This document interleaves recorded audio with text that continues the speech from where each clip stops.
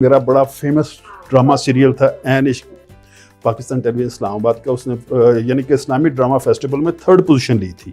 मेरा नाम उसमें सोना था, तो वो सोने का करैक्टर मैंने अपने अंदर ले लिया। आरिफ कहते हैं, मुझे गाली देके कहते हैं और लेके आ। मैंने कहा क्या हुआ है? उसने तुझे कटवा दिया। सुहेल चीमा करैक्टर सोना, तू मेरा हीरो है इसलिए। अस्सलाम वालेकुम, welcome to the show let's talk. मैं हूं आपकी होस्ट समीर सिद्दीक। जैसा कि आपको पता है कि हमारे इस शो में हम डिफरेंट लोगों को बुलाते हैं, उनकी जिंदगी की स्टोरी पूछते हैं। बहुत सारे पॉलिटिशियंस देखे आपने, बहुत सारे सिंगर्स देखे आपने, और आज हमारे साथ शोबिस इंडस्ट्री से हैं सुहेल चीमा साहब, जिन्होंने 90s में अपने जो है करियर का आगाज किया। उस जमाने में उन्होंने मॉडलिंग की और उसके बाद डिफरेंट जो है टीवी चैनल के साथ ड्रामास किए, बहुत सारे प्रोजेक्ट्स किए। तो आइए चलते हैं उनके पास और पूछते हैं कि उनका करियर कैसा था और क्या स्टोरीज थी उनकी स्ट्रगल के पीछे। अस्सलाम वालेकुम, कैसे हैं आप? वालेकुम अस्सलाम, कैसी हैं आप? Welcome to the show. Thank you कि आप जो है ना हमें टाइम दिया, बहुत मुश्किल से आपका टाइम मिला, आप हमें टाइम नहीं दे रहे थे। नहीं चले थे मेरा ख्याल अब चीज़ मैनेज हो गई। बिल्कुल। अच्छा, सबसे पहले तो ये बताएं कि जब 90s में मीडिया का कोई रुझान नहीं था, उस टाइम आपने करियर शुरू किया, क्या कमाल था आपके पास जो आप टीवी तक पहुंचे? कमाल तो नेचुरल टैलेंट होता है बेसिकली, यानी कि आपका शौक होता है अंदर से, और वो खुद ब खुद आपको रास्ता कुदरत भी बनाती है और आप खुद ब खुद उस तरफ चल भी पड़ते हैं। और वही हुआ मेरे साथ कि मैं इत्तेफाक से, क्योंकि मेरा स्टार्ट मॉडलिंग से था, तो मैं कराची गया हुआ था, तो अपने एक दोस्त के साथ, तो एक एडवर्टाइजमेंट एजेंसी थी। अच्छा। तो मैं किसी इस पॉइंट ऑफ व्यू से नहीं गया था कि ऑडिशन कुछ डायरेक्ट बस नहीं, यानी कि मैं वहां पे इस तरह से गया ही नहीं था कि मैंने मॉडलिंग करनी है। अच्छा। मैं वैसे विजिट के लिए गया, जैसे आप जा रहे होते हैं, कहते हैं यार 2 मिनट का काम है, इधर आ, इस यहाँ से होके तो फिर आगे चलते हैं। मैंने कहा चलो ऐसे करते। वो जिस वक्त मैं वहां पहुंचा, तो वो क्योंकि वो सीढ़ियाँ उनकी बड़ी ऐसी थी जैसे प्रोडक्शन हाउस की होती हैं, यानी कि मार्केटिंग कंपनीज की। वो चढ़ के मैं ऊपर गया तो उसके साइड पे ना डायरेक्टर का कमरा था। वो जब मैं वहां पे गया तो उसने मुझे कहा कि, यानी उसने मुझे चिड़िया चढ़ते हुए भी देखा, फिर ऊपर जाके मैं जिसके पास उसको काम था, मुझे तो था नहीं, जब उसके पास गए तो वो पीछे से आ गया, इरफान खान उनका नाम था, वो आ गए ऊपर। उसने कहा कि यार, जैसे वो कराची में, इस लड़के को मेरे पास भेजना। उस वक्त में लड़का था उसने कहा इस लड़के को मेरे पास भेजना। उसने कहा खैर। उसने कहा नहीं, तुम भी साथ आओ, जिसके पास हम गए हुए थे। तो उसने मुझे कहा, उसने कहा ये बड़ा अच्छा डायरेक्टर है, बड़ा फेम का डायरेक्टर है, इसने बुलाया तुझे, पता नहीं क्यों बुलाया। मैं जब उसके पास गया तो उसे कहा मॉडलिंग करोगे? पहली ऑफर विदाउट ऑडिशन, वो भी मॉडलिंग। और बेसिकली मॉडलिंग में ऑडिशन नहीं होता, फेस, पर्सनैलिटी, ये चीज़ देखी जाती है। हाँ, ये चीज़ें मैटर करती हैं। ऑडिशन ना ड्रामे में, जहाँ पे बोलना पड़े, कैरेक्टर्स हों, वहाँ पे ऑडिशन होता है। आपको मॉडलिंग का पोर्टफोलियो वगैरह कुछ नहीं था? उस वक्त कुछ भी नहीं था, नथिंग एल्स। कोई चीज़ ऐसी नहीं थी कि जिसको मैं कहूँ कि, उन्होंने कहा जी कि बड़ा अच्छा प्रोडक्ट था उस वक्त रिच ब्रू का। तो उन्होंने कहा जी वो हम शूट करने जा रहे हैं, रहते कहाँ पे? उसने कहा जी ये तो इस्लामाबाद से हैं। उन्होंने कहा ये और भी अच्छा, हम तो शूट भी इस्लामाबाद में कर रहे हैं।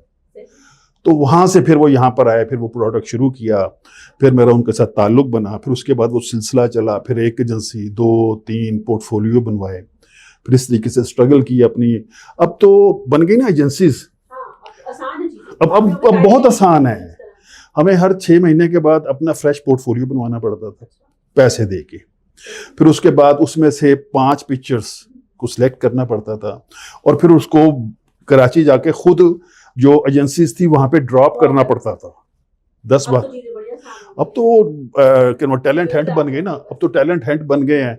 आप वहां पे जाएं, अपने आप को वो खुद ही शूट करते हैं आपका, वो सब कुछ आपको खुद करके, और आप फिर एजेंसीज को भेज देते हैं, वो सिलेक्ट हो जाती हैं। उस जमाने में तो भाई फैमिलीज कितना मानती थी कि हमारा लड़का जो है ना मीडिया में जाएगा और कुछ नहीं आता। फैमिली को कैसे डील किया, उनका क्या रिएक्शन? फैमिली बेसिकली, मैं शुरू से खिलंडरा था, क्रिकेट खेलता रहा।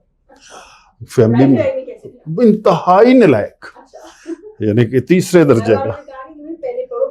नहीं जी नहीं, उन्होंने कहा जी ये पढ़ाई इसके बस की नहीं है, तो क्रिकेट ये खेल रहा है। मैंने अच्छी लेवल की पाकिस्तान की क्रिकेट खेली हुई है, मैंने पाकिस्तान का फर्स्ट क्लास क्रिकेट खेला हुआ है, और अंडर 19 भी खेला हुआ हूँ, अंडर 23 भी खेला हूँ, साइड मैचेस मुख्तलिफ को, यानी कि मुख्तलिफ मुल्कों के खिलाफ। मैं एक बेहतर क्रिकेटर था, लेकिन वो फिर वक्त के साथ साथ एक प्रॉब्लम आ गया पेट का, जिसकी वजह से मुझे वो क्रिकेट को छोड़ना पड़ा। मीडिया की तरफ आपको वो यानी कि वो मॉडलिंग की, मॉडलिंग करते करते करते फिर एक स्टेज ऐसी आ गई कि वो मुझे फिर वो कराची वाले जो थे ना, वो मेरे जो सारे कांटेक्ट थे वो सारे कोई ख़त्म हो गया, कोई बेचारा फौत हो गया, तो मेरा कराची में ग्रिप कमज़ोर हो गई, जिसकी वजह करते आप स्क्रीन पे कैसे आए? स्क्रीन पे भी, हाँ स्क्रीन पे ये कमाल हुआ कि मैंने कहा कि यार उस वक्त पाकिस्तान टेलीविज़न के गेट के अंदर एंटर होना बहुत बड़ा मसला होता था, यानी कि आदमी की इज्जत नफ्स मजरू हो जाती थी, एक्टिंग तो बाद पे शुरू होती थी, आदमी वहीं पे जरील और ख्वार हो के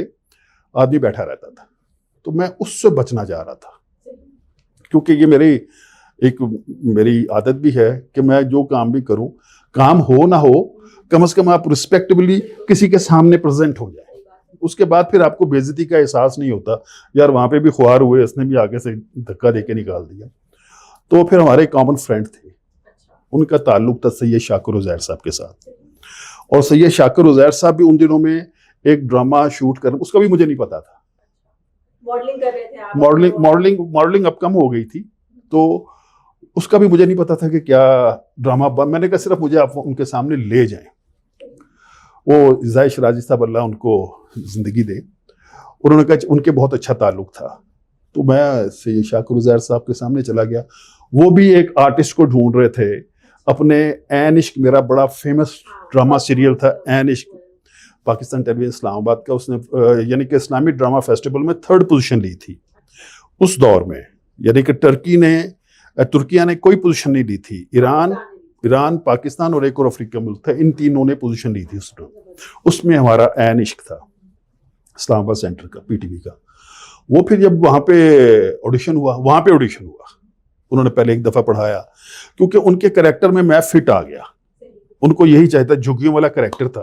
ये आपने जो जाते साथ ही ऑडिशन दिया, ठीक है, कितनी प्रैक्टिस की शीशे पे ऑडिशन प्रैक्टिस करते हो?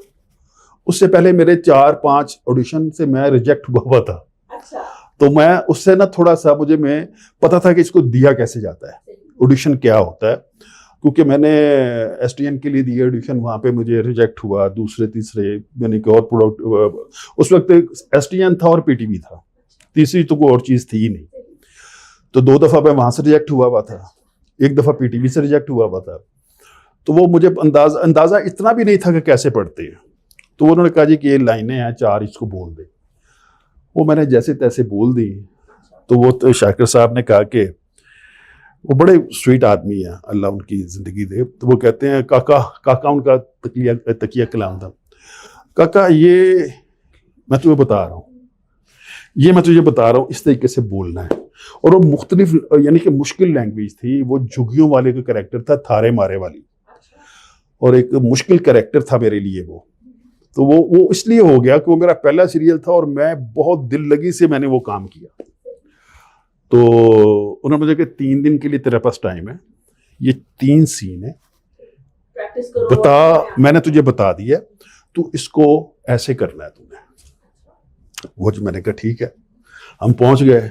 मैंने अपने एक दोस्त था उसको लिया, मेरा एक अजीज था उसको बताया, उसने पहले मैंने रटा, याद किया। जब याद हो जाता है ना तो फिर आपको समझ आती है कि इसको क्या करना है। ये तो नहीं पता था कि कहाँ तोड़ना है, कहाँ जोड़ना है, कहाँ पे स्ट्रेस देना है, कहाँ पॉज देना है, इस चीज़ का तो अंदाज़ा नहीं था, लेकिन याद हो जाए ना तो चीज़ें बेहतर हो जाती हैं। वो जब याद हुई तो तीसरे दिन मैं गया, मैंने जाके उनको सुनाया, कहते इम्प्रूवमेंट है, अब तू ऐसे बोल जैसे मैं तुझे कह रहा हूँ, और कल आ। उन्होंने अपने सामने बिठा के मेरे से उन्होंने तकरीबन अच्छा खासा मुझे सबक दिया, 1.5 घंटा पढ़ाया मुझे, ऐसे बोल। वो अजीम लोग थे, आर्टिस्ट में मेहनत करते थे। वो जनाब मैं नेक्स्ट डे फिर गया, तो मेरे पे टोटल जॉगिंग करते हुए, हर जगह करते हुए, याद कर रहा हूँ, बोल रहा हूँ, यानी कि मुकम्मल मेरे अंदर वो सोने का कैरेक्टर था। मेरा नाम उसमें सोना था, तो वो सोने का कैरेक्टर मैंने अपने अंदर ले लिया। नेक्स्ट डे मैं गया तो मुझे कहते हैं मैं स्क्रिप्ट घर भूल गया, मुझे घर भूल गया, मुझे नहीं पता कि मुझे जुबानी याद है ना, तो इसको वो वहां पे पता चला कि जुबानी याद हो चाहे ना हो, स्क्रिप्ट आपके हाथ में होना चाहिए। उन्होंने मुझे माफ कर दिया कि तू नवा आ जाए। वो मैंने जब आके बोला तो उन्होंने कहा, उस वक्त 4 लोग 5 बैठे हुए थे, तो उन्होंने कहा कि एक दूसरे की तरफ देखा, कहते एक दफ़ा और बोल। मैंने फिर थोड़ा सा और मेरे में वो बेहतरी आ गई, तो हसनैन मरहूम थे उनके असिस्टेंट, उन्होंने उनको बुलाया, उन्होंने कहा हसनैन नवा स्क्रिप्ट लेके आ। वो तो फिर वो उस वक्त मेरे आप सोच नहीं, क्योंकि उस वक्त पाकिस्तान टेलीविजन ही था। उन्होंने कहा कि और लीड मिलना, हीरो का चांस मिलना, और उन्होंने कहा जी सुहेल चीमा कैरेक्टर सोना, तू मेरा हीरो है इस प्ले का। तो वहां से ये मेरा काम शुरू हुआ। और वो जो मैंने वाला मेहनत तो हर जगह करनी पड़ती है, हर सीरियल में करनी पड़ती है, तो जितनी मेहनत उस वक्त मैंने की थी ना, उसके बाद उतनी मेहनत मैं कर नहीं सका। अच्छा, स्ट्रगल का बताएं थोड़ा, क्योंकि उस जमाने में ना बड़ा मुश्किल होता था। आपने कोई एक मोमेंट आपने बोला यार बस अब गिव अप करता हूं, कुछ और करता हूं? हाँ, एक था, मैंने एक कमर्शियल कर रहा था। उस कमर्शियल को, क्योंकि मेरी पीआरशिप कराची में बहुत अच्छी हो गई थी, तो आप कराची बेस्ड थे या इस्लामाबाद? मैं इस्लामाबाद बेस्ड था, लेकिन कराची फ्रीक्वेंट आना जाना था मेरा। और कराची में मैं, तहमीना, खालिद ना मेरे बहुत अच्छे दोस्त हैं, तहमीना भाभी मेरी बहुत अच्छी दोस्त है, और वो सारा अरेंज मैंने किया, उस फीमेल के लिए सारा कुछ अरेंज मैंने किया। हम गए वहाँ पे, तो जब वो फाइनल शूट में मेरा भी बीच में एक पोर्शन था, तो मेरे पास आया, मैं भी तैयार होके बैठा हूँ, तो मेरे पास आया वो कैमरामैन, जो सर्वर, उसका नाम था आरिफ, मरहूम, वो भी फौत हो गए। आरिफ कहते हैं, मुझे गाली देके कहते हैं और लेके आ। मैं क्या, क्या हुआ है? उसने तुझे कटवा दिया है। मैं क्या कहती है? उसने कहा जी कि ये सोलो चल रहा है, इसको सोलो ही रखें, इसको नहीं रखना। अब क्या करना है? मैंने कहा अपना काम कर, मैं साइड पे हो जाता हूँ। अब उसको क्या बताएंगे क्लाइंट को? मैं क्या, उससे अप्रूवल ले लो, मेरा कह दे की तबीयत खराब हो गई है। मैंने कहा यहाँ पे पैनिक क्रिएट करने से बेहतर है अब तो चलने दे। तो इस किस्म के वाकयात भी हुए जिंदगी में, और ये शो बिजनेस है, यहाँ पे थैंक्सलेस जॉब है। जब किसी को शोल्डर मिल जाता है, तो वो जिसकी वजह से शोल्डर मिलता है, वही पाँव के नीचे दे के ऊपर चले जाते हैं। वैसे ही है। आजकल क्या मसरूफियात हैं, क्या प्रोजेक्ट्स हो रहे हैं, क्या करने हैं? आजकल थोड़ा सा बिजी हूँ। पाकिस्तान टेलीविजन की तरफ से भी एक सीरियल कर रहा हूँ। और नहीं, वो अभी उसका आप कह लें कि वेट करना बेहतर है, क्योंकि नाम अभी जब तक वो मेरे पास स्क्रिप्ट नहीं आ जाता, मेरी कमिटमेंट हो गई है उनसे।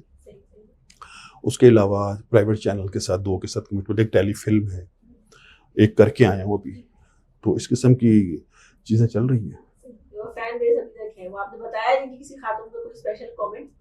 चलिए आप वो ये है, नहीं वो ये है कि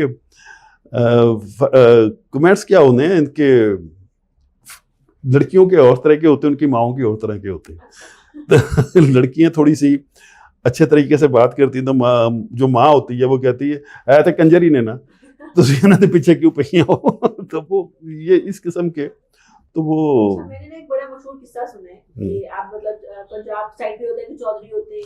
हाँ, वो किस्सा ये है जी कि इस तरह अब हम ड्रामा सीरियल कर रहे थे, तो उसमें जो मेरा मलक था, उसने मुझे चांटा मारना था, तो उसने मुझे चांटा मारा, और उसके बाद रिकॉर्ड हो गया। ठीक है, मैं उसमें मेरा नाम था, खैर रुस्तम के समथिंग ऐसा नाम था। अच्छा चांटा पड़ा। मुझे कोई जब ड्रामा ऑन एयर चला गया, 5-6 महीने के बाद मैं गाँव गया, तो गाँव में मेरे मुजारे थे। वो 3-4 में जब अपने डेरे पे गया ना, मेरा थोड़ा सा बैकग्राउंड उसको भी है, जिम्मेदारी का भी है। तो वो कहते हैं चौधरी ऐसी नहीं गल कर दे तेरे ना। मैंने कहा वजह क्या हुई है? कहता तू टीवी ते चंडा खाना है, सानू गालां कढ़ना तो उत्थे चंडा खाना है। और मैं क्या, वो मुझे नहीं मारा उन्होंने, वो कैरेक्टर था, उसको चांटा मारा। ਉਹਦੇ ਚੰਡ ਕਿੱਥੇ ਵੱਜੀ ਸੀ? ਉਹ ਮੈਂ ਕਿਹਾ ਯਾਰ ਉਹ ਨਾਮ ਉਹਨੇ कि चंड तो इत्थे वजी सी ना और छड़ यार चंडा खाना तो दूसरी भी तो इस किस्म के लोगों को समझाना बताना तो वो थोड़ा सा मुश्किल नहीं, बस थोड़ा सा आदमी कहता है कि यार अब तुम्हें क्या बताऊं। हमने बड़ी सीरियस बातें की हैं आपसे, अब हम चलते हैं अपने सेगमेंट्स की तरफ। जी, प्लीज। हमारे शो में बड़े मजे के हमने सेगमेंट्स रखे हैं और बीटीवी की लेजेंड है आप, ठीक है, तो हम आज चेक करते हैं कि शोबिस के अलावा कॉमन सेंस कितना काम अल्लाह माफ करे कॉमन सेंस। अरे यार कॉमन सेंस इतना भी कॉमन नहीं, अगर इतना कुछ होता ना तो मैं पढ़ ना गया होता जरूर यही पे काम। कौन सा हम आपको हेल्प कर देंगे? हाँ ये जरूर कीजिएगा, ये जरूर कीजिएगा। क्या है? आप चले जी बिस्मिल्लाह करें। पहला सवाल आपका ये है कि वो कौन सी चीज है जो आपके हाथ में होती है लेकिन फिर भी नहीं होती? किस्मत, सोच लें। नसीब, सही। सोचे सोचे, थोड़ा सा करीब आप हैं सही आंसर के। नसीब ही है आपके, सोच में हाथ में नहीं होता, आप कोशिश तो करते हैं। कंफ्यूज नहीं हुए आप, कोशिश बड़ी की मैंने, लेकिन हाँ। सही जवाब। हाँ अच्छा, सवाल नंबर जो है ना 2 है आपका। हम्म। कॉमन सेंस में मैं आपकी बिल्कुल भी हेल्प नहीं करूंगी। नहीं थोड़ी सी हमें तो ये करेंगे। बताना है कि वो कौन सा जानदार है जो दूध भी देता है और अंडे भी देता है? दूध भी देता है और अंडे भी देता है। सोचे सोचे सोचे, ये केड़ा है? तुक्का लगाएं। तुक्का, मछली तो अंडे देती है, दूध नहीं दे सकते। दूध नहीं दे सकती। उसके बाद फिर हार मान लीजिए। सरेंडर जी। दुकानदार, जानदार की बात है। गुड। अब हमारा तीसरा सवाल ये है कि एक आदमी जो है ना 2022 में पैदा हुआ और 1998 में मर गया, बताएं कैसे? 1998 में, मर गया, 2000 2 में पैदा हुआ। उसकी डेट ऑफ बर्थ गलत लिखी होगी होगा। बिल्कुल है जवाब, बिल्कुल गलत। 2002 में 2002 में पैदा हुआ हुआ। और 1998 में मर गया। 1998 में मर गया। यार ये जीवा साहब आप हार मान लीजिए। मैं ऐसे तुक्का लगा सकते हैं आप, लेकिन पाकिस्तानी तुक्के में बड़े अच्छे होते हैं। तुक्का इसका यही लग सकता हमारे है, segment तुक्कों में हो जाते हो हैं, जाते सही जवाब तुक्का। आता है।